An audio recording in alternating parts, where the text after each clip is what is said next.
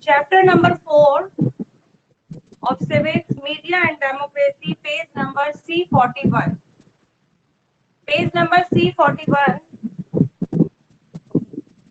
C41 page पर right to information का हम रीड कर चुके थे। Right to information means Indian citizens को राइट है इंफॉर्मेशन सूचना प्राप्त करने का। और ये जो एक्ट है 2005 में आया था, 2005 में ये एक्ट एनेक्ट हुआ था।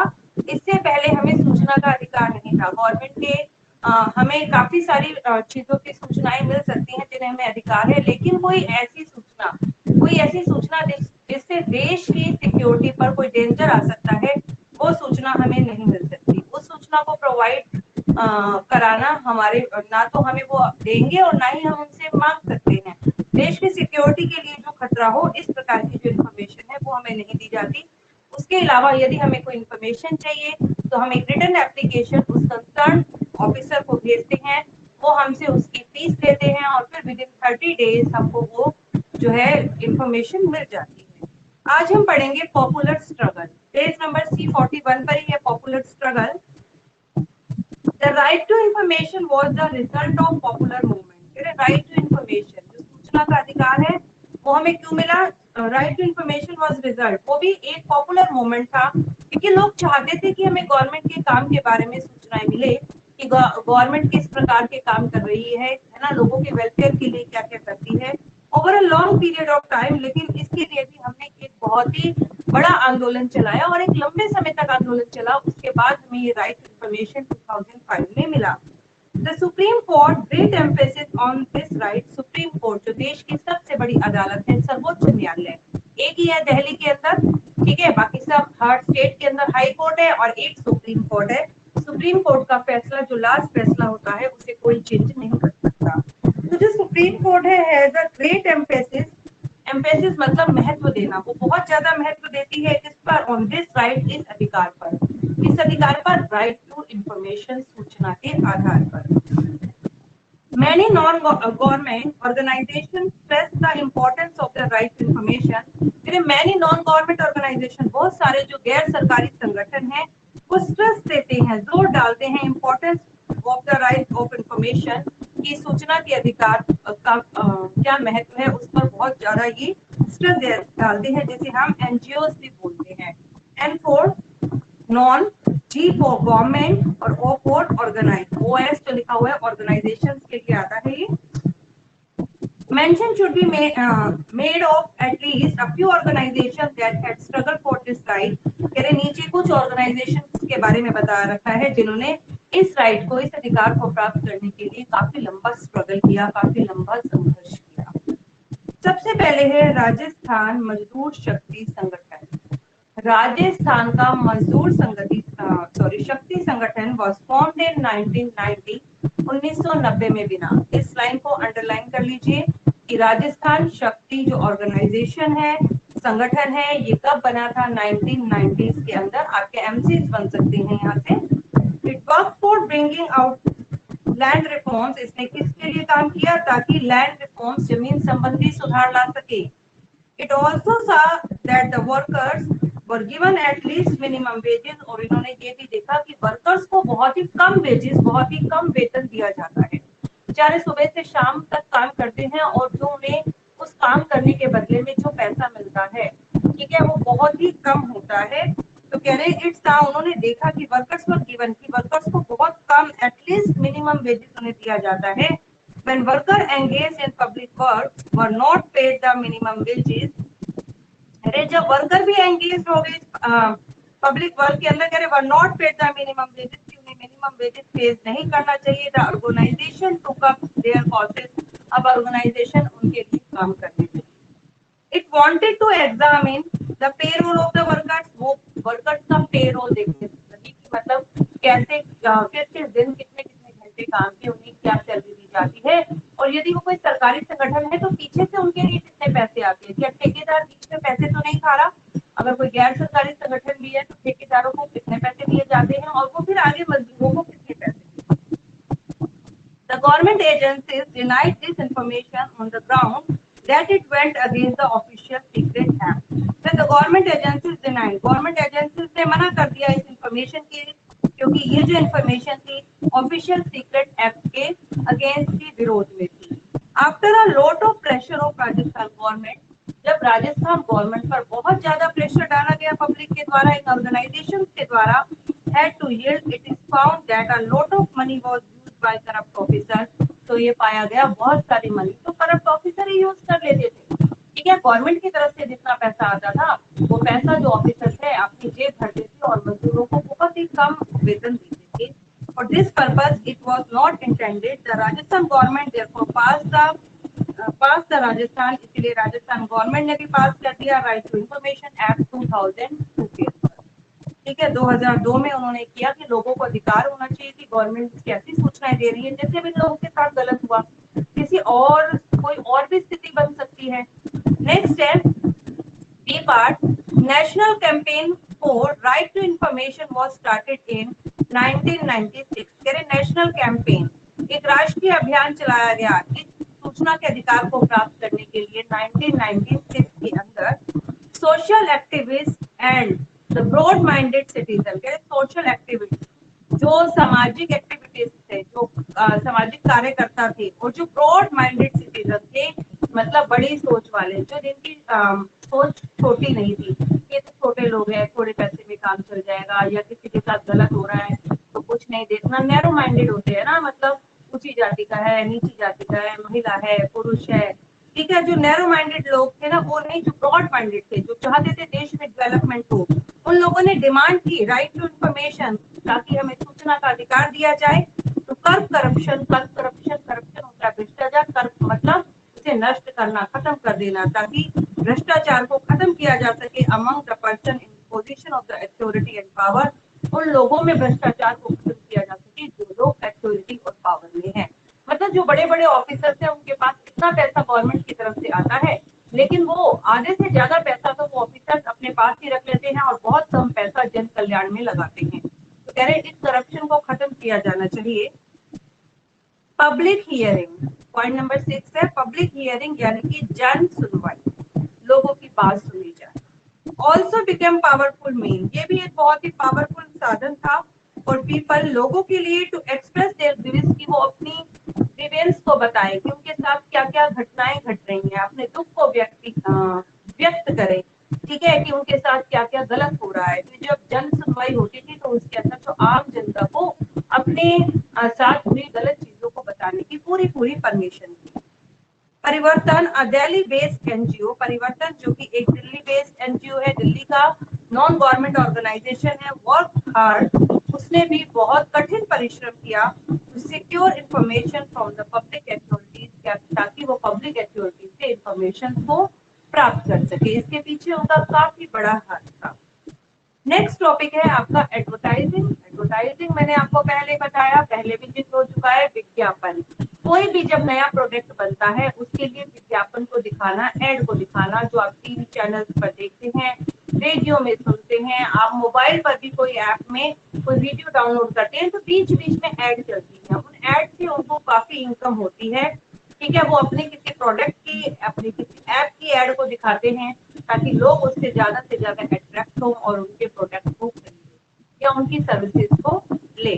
ठीक है, अब देखिए advertising is an important method.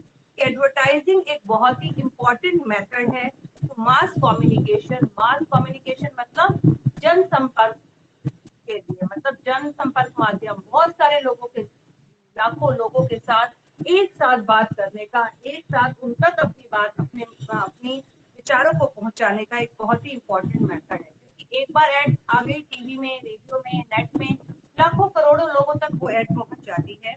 When a sponsor pay for the presentation and promotion of goods, services or ideas, it is called advertising. When a sponsor मतलब उस प्रोडक्ट को बनाने वाले जो मालिक हैं, जो उस पर पैसा लगा रहे हैं, वो पे करते किसके लिए? प्रेजेंटेशन, पूरी प्रेजेंटेशन बनाई जाती है. एंड प्रमोशन ऑफ गुड्स मतलब होता है सामान. यदि हम खाली गुड वर्ड लिखते हैं, GOOD, गुड मैंने अच्छा, दैट मैंने बुरा, ये तो वो गुड हो गया. लेकिन जब गुड के पीछे एस वर्ड लग जाता है तो गुड्स का मतलब होता है सामान. ठीक है, अपने सामान के प्रमोशन के लिए, उसकी प्रेजेंटेशन के लिए वो पे करते हैं, या अपनी किसी सर्विसेज के लिए। जैसे आजकल देखते हैं आप, एयरटेल सर्विस के लिए काफी फोन आते रहते हैं कि ये सिम आज जो है 5 में से 3 लोगों ने इसे अपनाया। देखती है ना आप एड, इस टाइप की जो एड्स है और ideas, it is called advertising. इसे ही विज्ञापन कहा जाता है। विज्ञापन जरूरी नहीं कि सिर्फ टीवी में दिया जाए, न्यूज चैनल्स पर दिखाया जाए, रेडियो में हो या फिर न्यूज़पेपर में हो, मैगजीन्स में आते हैं, बड़े बड़े बोर्ड सड़कों पर लग जाते हैं, ठीक है, पैम्पलेट छप जाते हैं। कई तरीकों से वो अपनी चीज का प्रेजेंटेशन करते हैं, लोगों तक अपने प्रोडक्ट के बारे में जानकारी प्रदान करते हैं। वेरियंस मीन्स ऑफ कम्युनिकेशन, बहुत सारे कम्युनिकेशन के साधन हैं आर यूज फॉर एडवर्टाइजिंग, जो कि विज्ञापन के लिए इस्तेमाल किए जाते हैं।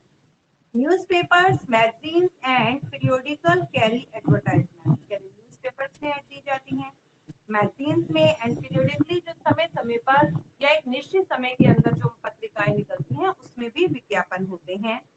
एडवर्टाइजिंग एजेंसीज, जो एडवर्टाइजिंग एजेंसीज है, विज्ञापन बनाने वाली जो एजेंसी है, ऑल्सो एडवाइस, वो एडवर्टाइज, वो एडवर्टाइज और विज्ञापन किस किस के द्वारा दे देती है, तो पैम्पलेट, पर्चे छाप, पर्चे बनाकर बांट दिए जाते हैं लोगों में, है ना।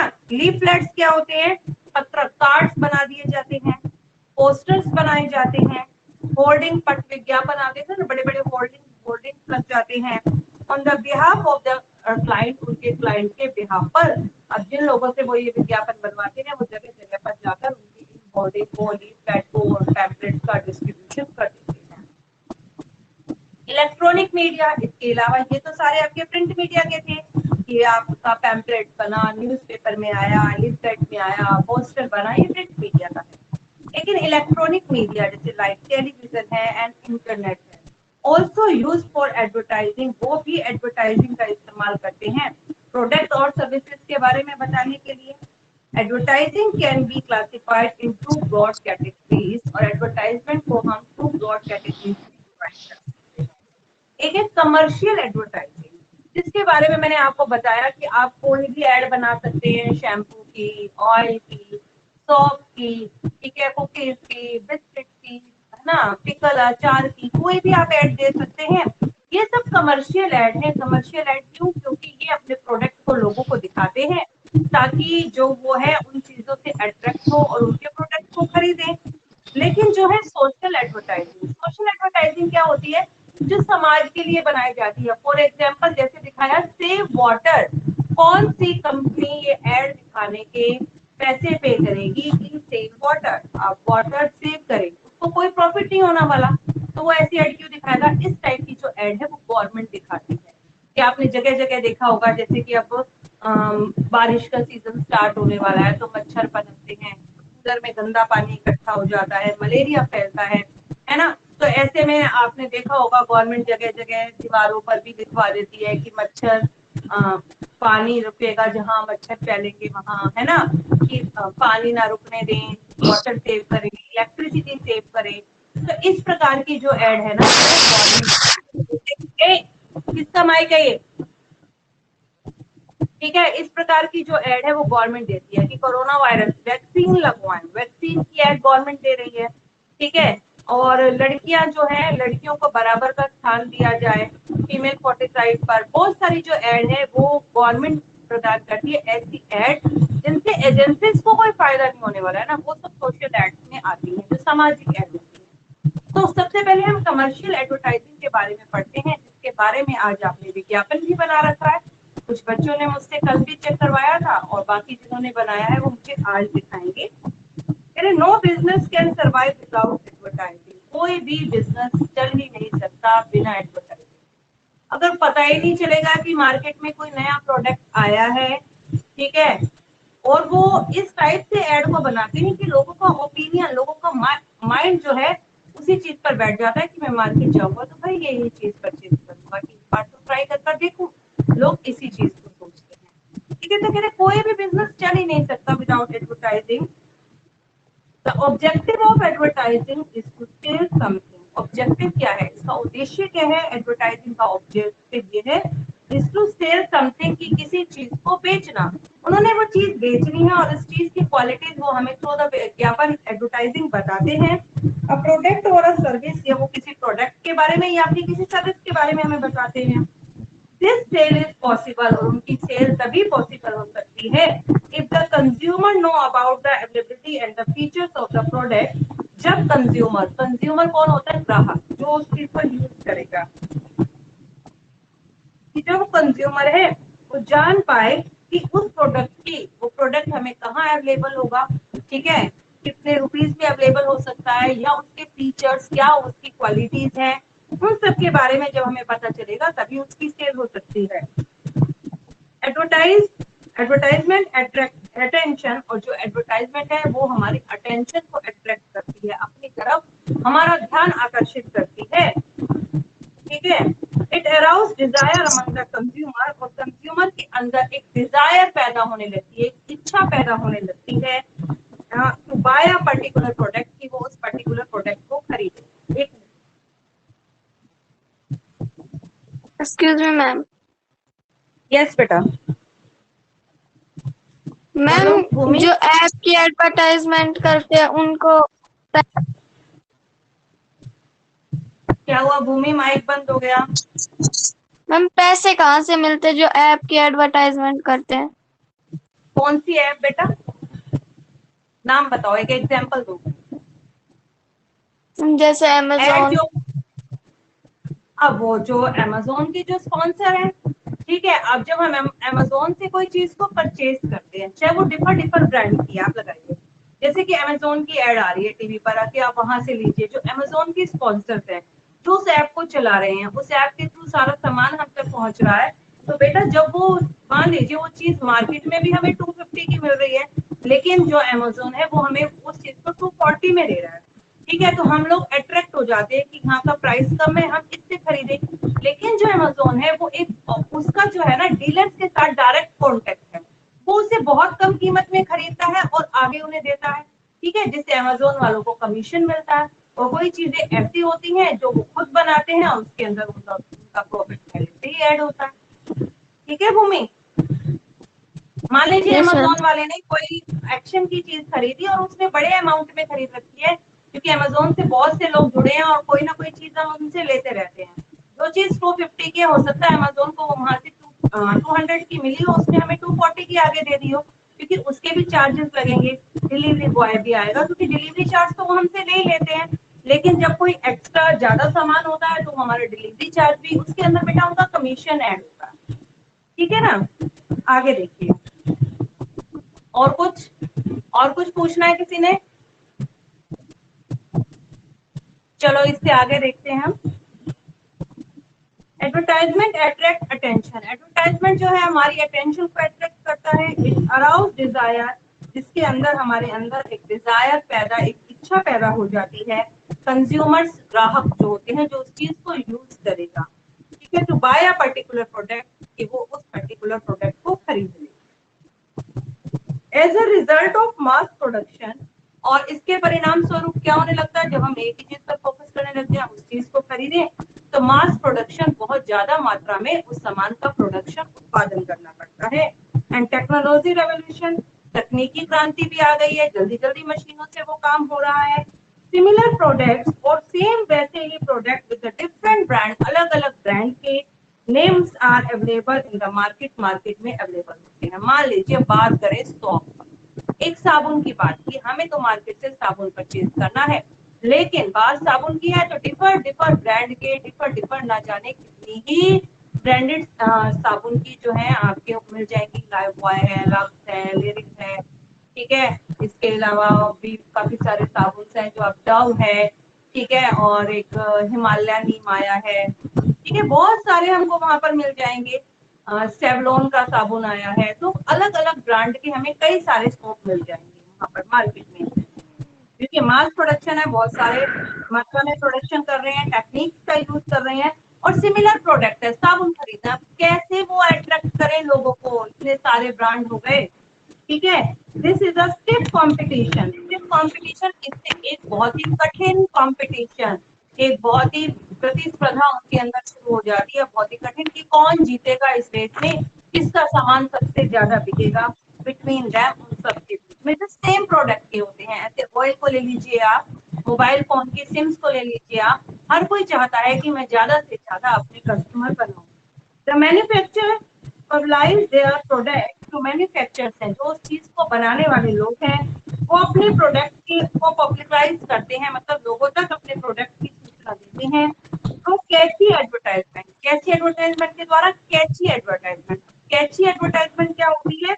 आकर्षक एडवर्टाइजमेंट, एड इतनी अच्छी हो कि लोगों के माइंड में बस वही छा जाए, ठीक है, कि वो दूसरे का, मतलब अलग एक ही साबुन है, इतनी सारी वैरायटी है, कौन सी खरीदे, जिसकी एड सबसे ज्यादा अच्छी होगी, हम एक बार जरूर मार्केट में हमारे ओपिनियन आएगा कि हम मार्केट में जाकर उसे ट्राई करें। और जब हम उसे ट्राई करते हैं, उसे लेते हैं, मार्केट में जाकर उसे परचेज करते हैं, और घर लाने के बाद जब हम उसे यूज करते हैं तो उसकी क्वालिटीज या फिर उसकी डिसक्वालिटीज के बारे में हम जान पाते हैं। लेकिन एक बार तो हम उसे परचेज करेंगे।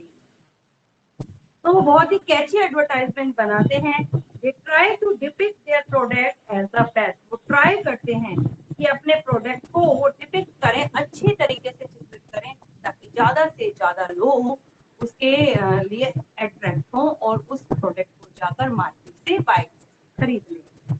आगे देखिए, मैसेज रिगार्डिंग अ प्रोडक्ट, कोई मैसेज इस प्रोडक्ट के regarding, advertising message is developed by using appeal. कि एडवर्टाइजिंग का जो मैसेज है वो कैसे विकसित हुआ? यूजिंग एन अपील, आकर्षित करते हैं वो लोगों को, अपील मतलब आकर्षित करना। वैसे अपील वर्ड हम यूज करें तो कोर्ट में केस फाइल होता है, वो भी अपील होता है, लेकिन यहाँ पर अपील मतलब आकर्षित करता है। ऐसी एड बनाते हैं, ज्यादा से ज्यादा लोगों को अट्रैक्ट करने की कोशिश करते हैं। A new product is given a brand name, किसी भी एक नए उत्पाद को एक ब्रांड का नाम दे दिया जाता है। Which was something to do with our emotion, जो कि हमारी इमोशंस, हमारी भावनाओं से जुड़ा होता है। अब देखो, भावनाओं से, हमारी ट्रेडिशन से और हमारी हेरिटेज, हमारी विरासत से जुड़ा होता है। वो कैसे? देखिए, आपको एक चीज समझ आएगी अगली लाइन पे। Parental love is widely use, यहाँ पे माता पिता का जो प्यार है उसका बहुत ज्यादा इस्तेमाल किया जाता है किसी किसी चीज को दिखाने के लिए। एडवर्टाइजमेंट जैसे बेबी फूड, बच्चों का खाना है, बच्चों के डायपर्स है, बच्चों के डायपर्स में दिखाते हैं कि जब डायपर्स इतना सॉफ्ट है कि बच्चों को एलर्जी नहीं करता, उसे बस ऐसा ही महसूस होता है कि जैसे वो अपने माँ बाप के हाथों में ही है, उन्होंने उसे गोद में उठा रखा हो। या बेबी का फूड या बेबी का ऑयल, ठीक है, बेबी की जो स्किन है काफी सॉफ्ट होती है, उसे इफेक्ट ना करे, उसकी स्किन मॉइस्चर हो। तो इसमें आप ज्यादातर देखेंगे एक माँ को दिखाया जाता है कि जिस तरीके से माँ अपने बच्चे की केयर करती है, उसी तरीके से ये प्रोडक्ट भी बच्चे की केयर करेगी। तो पेरेंटल इमोशन का यूज किया जाता है ज्यादातर इन चीजों के लिए। Something, the emotional appeal is so much linked to the product that it creates frustration among those who cannot afford it. कह रहे हैं समटाइम, कभी कभी क्या होता है, समटाइम द इमोशनल अपील, जो ये भावनात्मक अपील की जाती है, लोगों को अट्रैक्ट किया जाता है भावनाओं से जोड़कर, है ना, अपील किया जाता है, तो कई बार ये ऐसे प्रोडक्ट से लिंक हो जाते हैं, और कई बार लोगों के बीच में फ्रस्ट्रेशन, लोगों के बीच में एक गुस्सा, एक निराशा आ जाती है उन लोगों के बीच में जो इस प्रोडक्ट को खरीद नहीं पाते। अब मान लीजिए कोई उन्होंने दिखा दिया, मान लीजिए डायपर दिखा रहे हैं, बेबी का कोई ऑयल दिखा रहे हैं, या बेबी का कोई फूड दिखा रहे हैं, उसकी कीमत बहुत ज्यादा है, वो उसे खरीदना नहीं चाहता, उसे खरीद नहीं सकता, लेकिन वो चाहता है मैं अपने बच्चे के लिए खरीदूं, वो बेचारा नहीं खरीद पा रहा है, अफोर्ड नहीं कर पा रहा, तो उसका मन निराशा से भर जाता है। ऐसे आप भी कोई चीज लगा लीजिए, आपको कोई चीज पसंद है, ठीक है, आपको कोई चीज पसंद है लेकिन उसका रेट बहुत ज्यादा है, आप लोग उसे अफोर्ड नहीं कर पाते, तो आपके मन में थोड़ी सी निराशा होती है कि कभी मैं ऐसा काम करूंगा जब मेरे पास ज्यादा पैसे होंगे, तो मैं इसे एक बार जरूर ट्राई करूंगा, लेकिन एक बार उसका मन निराशा से भर जाता है। ठीक है, आज बेटा हम बस इतना ही पढ़ लेते हैं, इसके आगे का कल पढ़ लेंगे। ठीक है, आप बताइए कितने बच्चों ने आज एड्स बनाई है? ये किसकी है? ईशान। यस ईशान, क्या बनाया बेटा ये? मैम साबुन। साबुन, कौन सा साबुन है ये? Ma'am Dove. Liril, Dove, Dove Dove. दिख नहीं रहा बेटा, कहाँ लिखा है डव आपने? क्लियर नजर नहीं आ रहा बेटा, ऐसा करना, इसकी ना पिक खींच के मेरे पास भेजना, मैं इसे चेक करूंगी। इसकी एक पिक लेकर मुझे व्हाट्सएप कर दो। रिया आप दिखाओ। रिया, यस मैम। हाँ ये अब किसकी ऐड है? ये रिया आपकी ऐड, ये आपने दिखाया है रिया? यस बेटा मैम। ये मुझे क्लियर नजर नहीं आ रहा, आपने लिखा क्या है? इसकी रिया पिक खींच के ना मुझे व्हाट्सएप पर मैसेज कर देना, ठीक है? ओके। ठीक है, ओके। ओके भूमि मैम। ने दिखा दिया था मुझे। ट्विंकल आपने क्या बनाया आज बेटा, दिखाओ। ट्विंकल, ट्विंकल मैम दिखा रहे हैं। ओपन करो अपना ओपन कैमरा। करो अपना कैमरा।